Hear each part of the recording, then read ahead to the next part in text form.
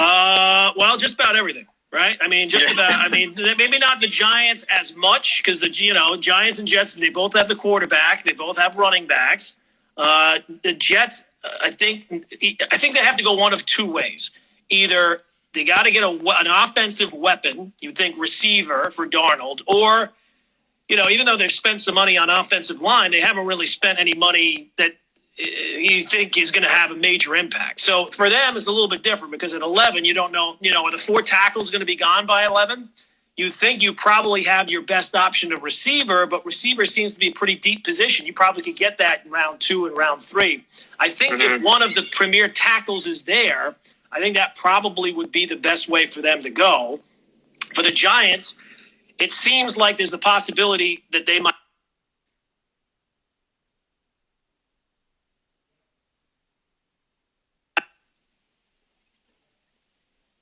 move down. They clearly need a tackle. They clearly need somebody along that offensive line. That seems to be – I know Isaiah Simmons is a great player and looks like, might be like a Brian Urlacher type. And look, if I were a Giant fan, that's who I'd want them to take. I'm just telling you, Dave Gettleman's history, the fact that he never trades down, he's sitting at 4, and all he loves is the hog mollies. He is all about the offensive line. And what are his 2 big decisions with the Giants? Taking Daniel Jones and drafting Sig. And if you want to protect those 2 guys, what better way to do that than to get a big offensive tackle, and he'll have almost certainly his pick of the litter. So right. I don't know if my video's crapping out. So you know that I'm a Dallas Cowboy fan, and we had the 17th pick. All my fault. So I just want to get your take. There you go. Okay, good. It's good now, I think. Yeah, I was good. I was 10 seconds. Let me see. Maybe if I go someplace else, let me try somewhere else.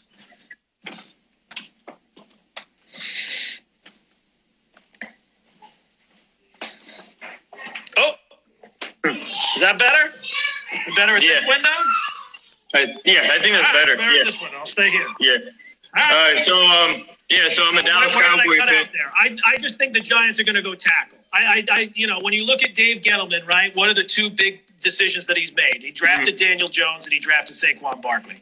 And if you want to, invest in those 2 guys as heavily as you did, what's the best move you could make that would fill a need, and you'd have your pick of the litter at 4, and it's offensive tackle. Interesting. Yeah, it's gonna be interesting to see what they do. But I'm a Dallas Cowboy fan, and we have the 17th pick, so they can go in different directions here with the 17th pick. So what do you think? Because the receivers class is deep, and I feel like this draft is deep. So what do you think the Cowboys should do at number 17?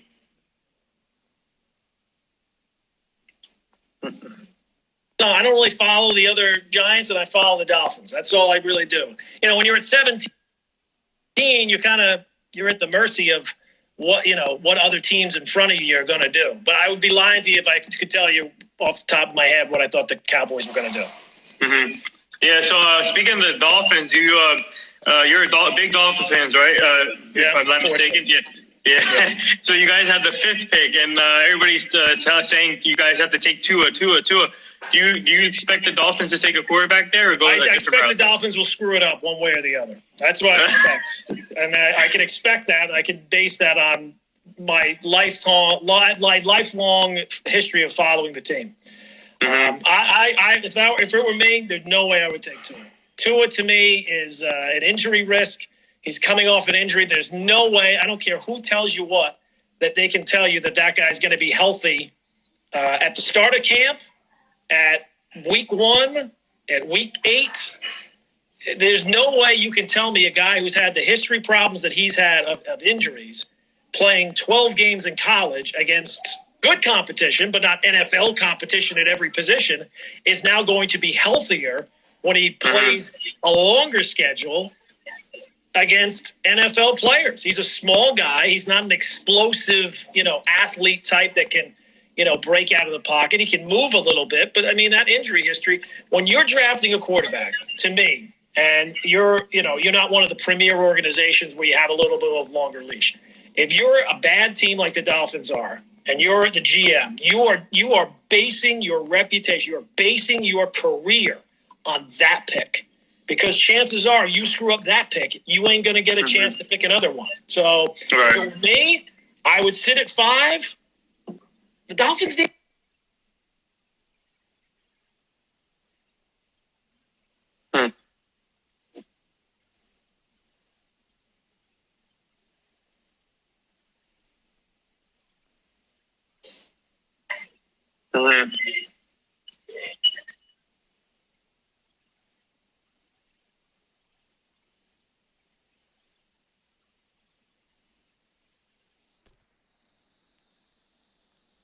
Oh no!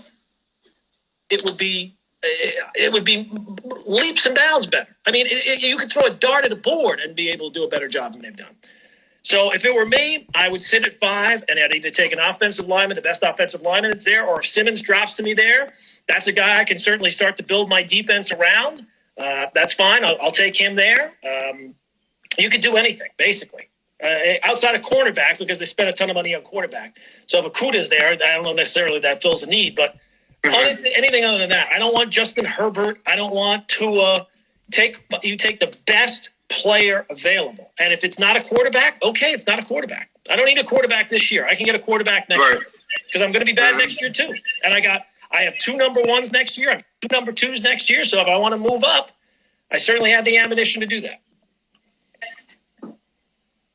Yeah. So, what do you think of your Dolphins offseason this year? You guys got one of our players in Brian Jones. I think you gave him too much money, in my opinion. He's not really a complete corner, to be honest, in my opinion. But he had a good career with us. But I think he can help you guys out in the defense, but not really though. I think the money's too much for him. But what did you think? They signed like 10 players, right, during free agency? They signed a bunch of guys. Jones is the biggest one, and then they have him to go along with Xavier Howard, who you're hoping is not going to miss any time, assuming the season starts on time because he had a domestic violence situation. It seems like, in terms of following the Patriots blueprint of, really building up the secondary, that's something I guess you could say.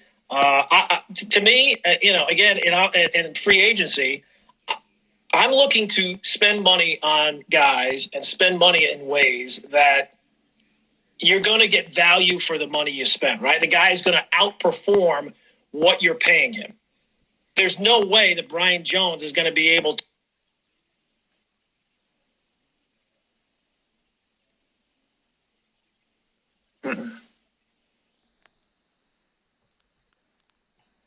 second day pick to get him.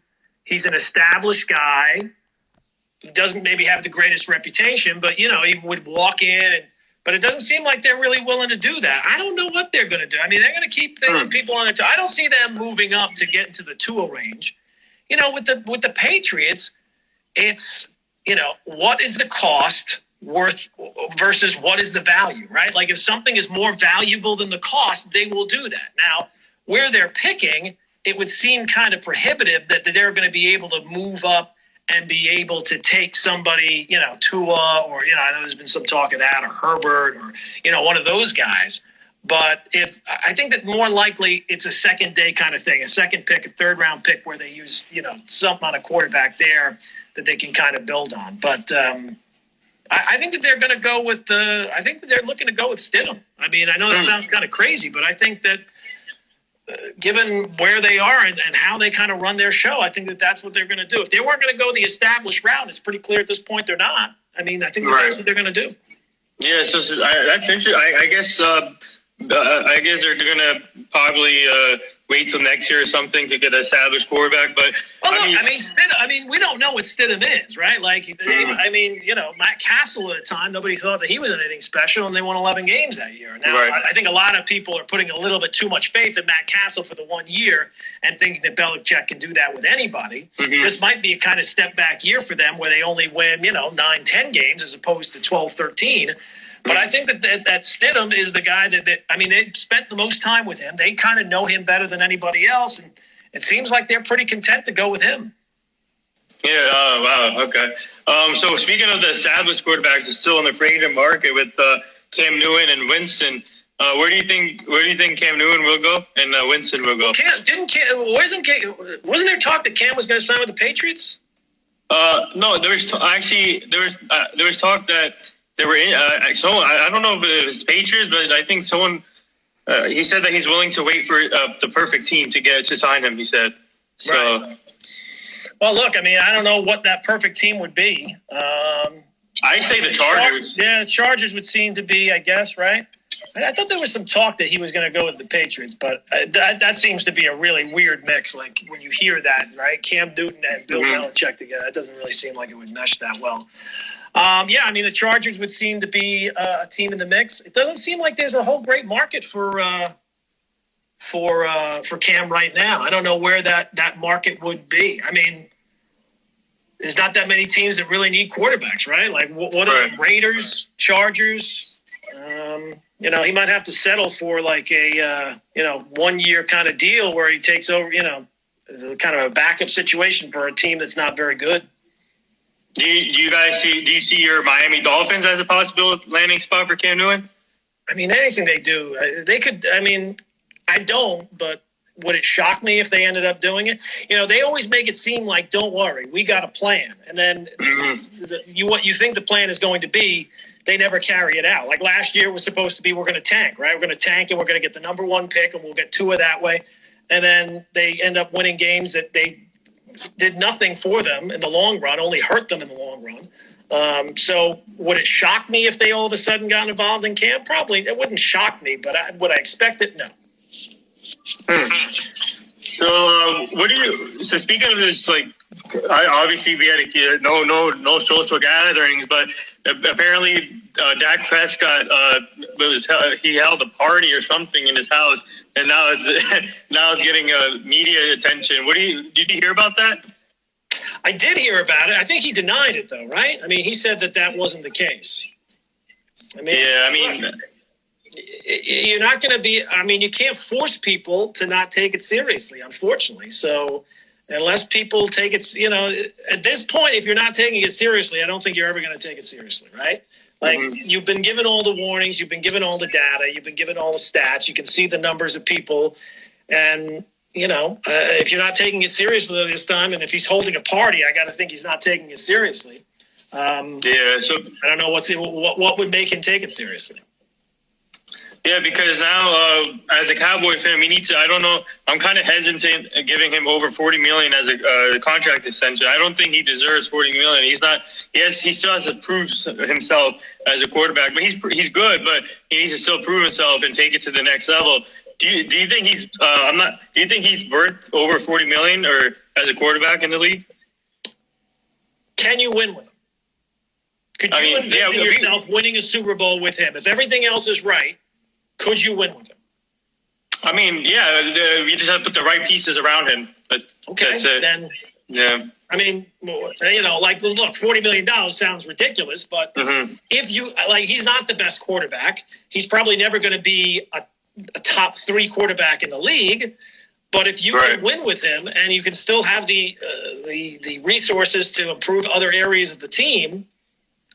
Now, if you don't think you can win with him, well, then don't give him anything. But it seems pretty clear that they think they can win with him because they want to keep him around. So I'm not the biggest Dak fan in the world, but when you get a quarterback that you think you can win with, you hold on to that guy forever. You hold on to him for as long as you can because those guys are hard to come by. Yeah. So now we're going to switch gears to baseball here. Okay. So the Yankees, obviously the Yankees, Mets, and there's no season right now. And what do you think of the Yankees and Mets off season this year? And the Yankees, do you think that contract is going to be a concern for the Garrett Cole contract with 9 years, $324 million? Well, I guess it probably will be at some point, right? Like all contracts eventually. I still think though that if you were to give me one contract on the books, if I could remove it, I would. It would still be Stanton. I mean, Stanton's not healthy now. And he's a big muscle-bound guy who does one thing really, really well. I was not in favor of that move when they made it. Nothing that has happened since they made it has made me change my mind. So it's not really a move that I liked. The Cole contract, I'm sure at some point, right, if year 8 It turns out. But if he wins a championship and he's the ace of the staff over that time, I don't really, the money per year is not really what worries me. It's the amount of years.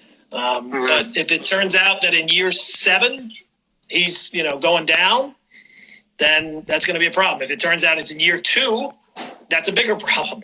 But if you get into the real heart of the contract in the first 5 years, he performs and you win. I mean, that's really what it comes down to, right? Do you win a title somewhere in the next 5 years where the window is right now for the Yankees? This is the opportunity. Who knows what it's going to, baseball, right. 2 years is an eternity. You know what I mean? Think about how much changes in just a couple of years. So if they end up, winning in the next 5 years, which you'd like to think that they should, and he's going to be a major part of it, then I don't really. That's what it took to get him, and you needed to get him.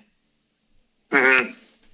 Yeah. So, obviously, this is a horrible situation, but do you see this as a positive way especially for the Yankees with all the injuries now that we have? Obviously, Severino's going to come. He's not going to come back till next year, Severino. But right. Like Paxton, Hicks. And these players are trying to come back. Do you see this as this long layoff as a positive way for the Yankees, or because we can possibly have the full team, but not the full team, but the key players back for this if we have a season? Not really, because the guys you mentioned, Hicks and Paxton and some other guys, they're injury-prone guys. So even if they come, let's say they start July 1st. I'm sure by September 1st, Paxton will probably have another couple of weeks where he needs, something where he tweaked something here or there and he's going to need some time off. The Yankees, unfortunately, have a lot of guys who get dinged up very, very quickly and miss some time. So, no, I mean, look, the Yankees won last year with the amount of injuries. You'd like to think that they're not going to have that many injuries this year. So I still think that if they are able to play the year and are able to start the year, whatever it is, 80 games, 100 games, I still think that they'll still win enough games to make the playoffs and everything else. So, but the fact that they're not playing right now does give those guys. I mean, the big injury is Judge, right? Like, is Judge going to need to have that surgery? He needs to have that surgery. That's a problem. You know what I mean? That's an issue because that's still the most important offensive player you have. He's still the guy that kind of makes the whole thing go. So, if he can heal, I guess that would be one thing, right? That if he's not going to miss any time as a result, that would be a silver lining. But if the Yankees win with the amount of injuries they had last year, you can't expect that they'd have that many this year. So they'll be all right. It's just about when are they going to be ever able to play? Doesn't seem like it's anytime soon. Mm-hmm. Yeah. So do you think Gio Urshela can repeat his season from last year, or do you think it's that's going to be fascinating to see? I mean, he kind of came out of nowhere, and all of a sudden was this godsend. So, I mean, I think defensively, what you're going to get. I don't think that he can necessarily match the offensive numbers, but if he's providing the defense that he does, and he was good in big moments last year too. So if he can, come up big in those moments and just maybe not match the numbers that he put up, but get close to it, he's a valuable player. But third base is going to be one of those things where, with Andujar coming back, just how much is his defense a liability? Because his bat has to be in the lineup someplace. So I don't know if it's third.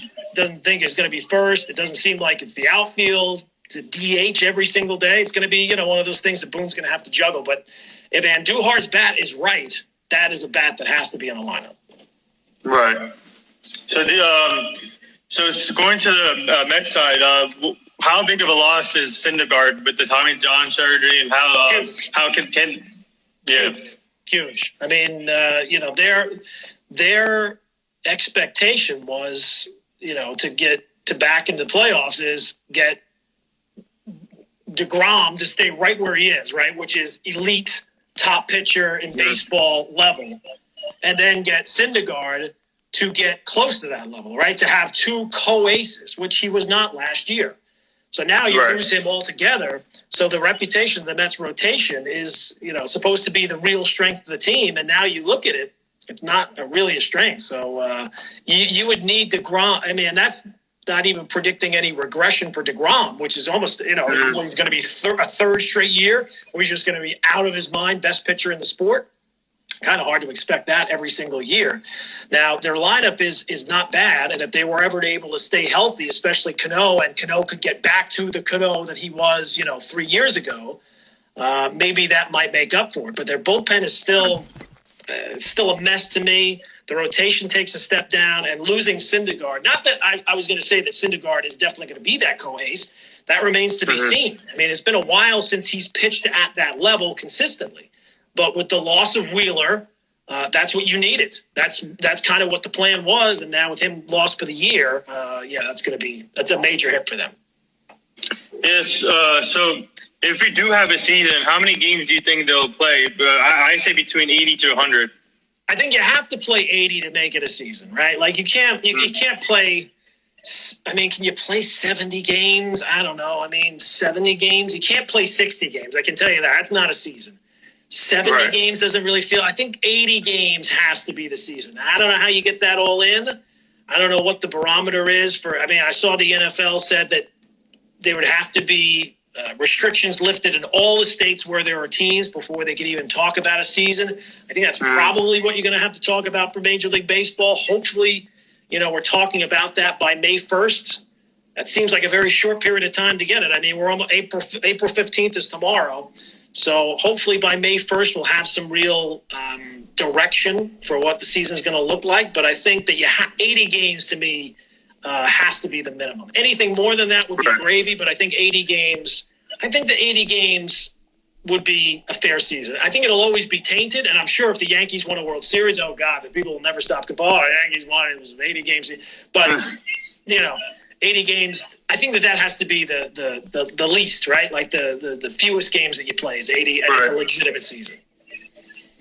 I mean, why is everyone why is everyone talking about if the championship is going to be tainted? Because I feel like we're going through a tough situation right now, and it's not their fault. It's I mean, obviously the virus, but do you think that depending how many games they play, do you think the championship will still be tainted, or? Everybody's concerned. It depends on who wins, right? Like if if you don't like the team that wins, that's what you're going to say. Well, they won it in a tainted year. It doesn't really count. Like when the Knicks went on that run in '99, you know what I mean? Like, it was a shortened season. It was it wasn't the real season. So that's why they were able to do that. That's what people say when they don't like the team that won. Right, or the team that for the Knicks they didn't win, but they went on a run. So, as a Yankee fan, I feel like they always get unfairly judged. So, if the Yankees were to win in an 80-game season, I'm sure that there would be people who would complain about that. Yeah. So before I let you go, I got a couple more things here. So all the interviews I've been doing during this time for the podcast, I've been asking everyone to give their take on Kobe's legacy, on their perspective. I want to get everyone's different perspective on Kobe and what they meant to each person. What did Kobe mean to you as a sports analyst? Look, I'm not going to tell you I had some, I was not a huge Kobe fan. He was a great player. He's an all-time great player. He was, the closest, to me, the way I remember Kobe is he was the closest in proximity to what Jordan was. Like he was like a carbon copy of what Jordan was, but much like a carbon copy, it's not as good as the original, right? So like Jordan to me was still the best, will always be the best. But Kobe, at times you could tell, mimicked his game after Jordan. His physical presence was the same. His mentality was the same. Everybody talks about the Mamba mentality. But let's be honest, that all kind of stemmed from Jordan. Jordan was that psycho, crazy, has to win at everything, not just at basketball, in anything, is always uber competitive, and that Kobe followed in those footsteps. And look, Kobe was a great all-time player.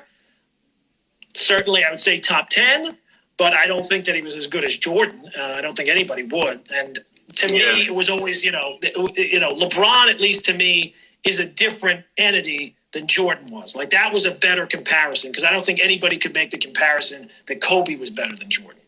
So that's my idea. So I got a couple rapid fire questions for you. Who is your role model growing up in the sports industry? Your role model. The sports industry? Yeah. I liked a lot of people. I don't really know that I had a role model. I don't know. No, I don't really think I have one. What? How is it like working with 98.7 ESPN and all the crew there with Dave Rothenberg, Chris Canty, Chris Carlin, Michael K. Show? How's it working with them? Awesome. Everybody's great.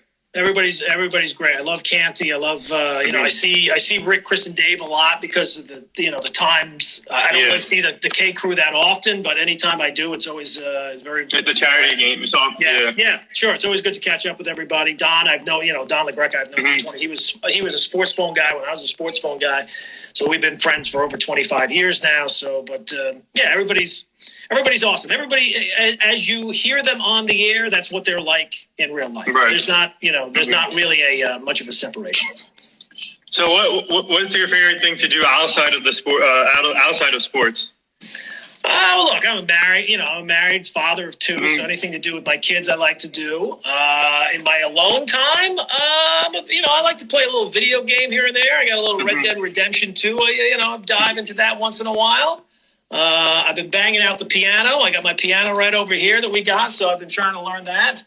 I've been trying to teach myself that, and it's not been going very well. Turns out learning piano is actually difficult, which I guess most people would have figured that out. But, that's pretty much it. Spending time with family and stuff like that. Favorite? Always the movies. You know me. I love the movies. Yeah. The old movies. They're fantastic. Favorite sports movie? Favorite sports movie? Well, I think you got to go Rocky, right? I mean, right. Major League is my favorite baseball movie. Everybody always goes like Field of Dreams or Bull Durham. I always go Major League's the best baseball movie. Sports movie, I'd probably say Rocky. Rocky had the most impact on me as a kid. Rocky 1, Rocky 2. After that, you can take them all. There's not really been a great. I don't know if there's been a great football movie. A great football movie. I would say for me, my favorite football movie would be Blindside. Yeah, but that wasn't really about football. That was about the kid's life. It was actually very different than the book. The book was about the evolution of the left tackle position and all that, and then they made it into this heartfelt, kind of movie of the week kind of thing. It wasn't really about football. There's not been a great. North Dallas 40 was good. Remember the Titans? What's that? Remember the Titans? Remember the Titans. I know a lot of people like that. It never really hit me. I felt a little too, I don't know, kumbaya to me. I don't know. It didn't, I don't know. Didn't land with me. Speaking of football, you should check out there's this show on Netflix called All American. That's the most popular show right now on Netflix. All American. It's about football. Yeah, I liked it. What was really good on that was Last Chance U on Netflix. It's about small, I guess it was a Division II, Division III schools and building up their programs and how they get players there and all the different aspects. And it's for kids who've either failed other places or had legal problems or whatever reason. They end up at these smaller schools that are loaded with talent. And it's interesting, and they get, it's a documentary series where they go through all the different, players on the team. That's excellent. I saw that. That was excellent. All American. I think I've seen that, but I don't remember what it was. Oh no, yeah. So it's a really good show. It's on Netflix. You guys should check it out one day. It's got to be better than Ozark. I finished watching Ozark last night. Everybody makes it. It's not that it stinks. It's just so overrated. People make it out like it's the greatest show. What are you talking about? It's so predictable. Characters, you don't care about the characters. That's what you need for a great show. Breaking Bad was great because you cared about the characters. Sopranos was great because you cared about Tony. Even though he was a bad guy, you cared about him. People on Ozark, if they shot him in the head, I wouldn't care. That's fine. Go ahead. I don't care. It's terrible. Yeah, so I got two more things before I let you go. So I think you know my friend James Cleason, right? He comes to the events. He wanted to let me let you know if you wanted to come on his podcast. He does his own podcast too. Tell him to hit me up the same way you hit me. Yeah, so I'll let him know that he can hit you up, and then you can go on his podcast. Hopefully they'll have better Wi-Fi. Yeah, and the last thing is, would you like to say anything to the frontline people that is helping us out during this tough situation? Well, look, I mean, they don't need to hear it from me. I think that they should know it from everybody. I mean, not just, obviously the people on the front lines, the doctors, the nurses, the hospital staff, the cleaning staff, everybody involved in that. I mean, you can't say enough about how they're handling. But it's not just though. I mean, it's anybody who's like, essential right now. It's the people working in the supermarkets. It's the people working at Costco. It's all these people that you never meet face to face. That's the wonder of the world, right? All these people that are having a direct impact on your life that you'll never get to see. You'll never be able to thank them. So I think at this time, people are, giving out those messages. We always say that when we do the show in the morning about, we salute the people that are allowing our lives to kind of, even though we're all staying at home and stuff like that, still function. Right. Because otherwise, without them, we'd really be, talk about a bad spot. That would really be a bad spot. Yeah, so I just want to say thank you for coming on the podcast today. And I love the 98.7 ESPN crew. I love the charity softball. I love what you guys do with the charity softball games. And hopefully we have one coming up soon. Yeah, let's hope so, right? Let's hope we're back to normal by then. Yeah, it's usually in August. So let's we gotta get a move on. Yeah. Yeah. So I just want to say thank you for coming on. Keep up the great work, and thank you. You guys stay safe. All right, listen. Thanks, man. Yeah. See ya.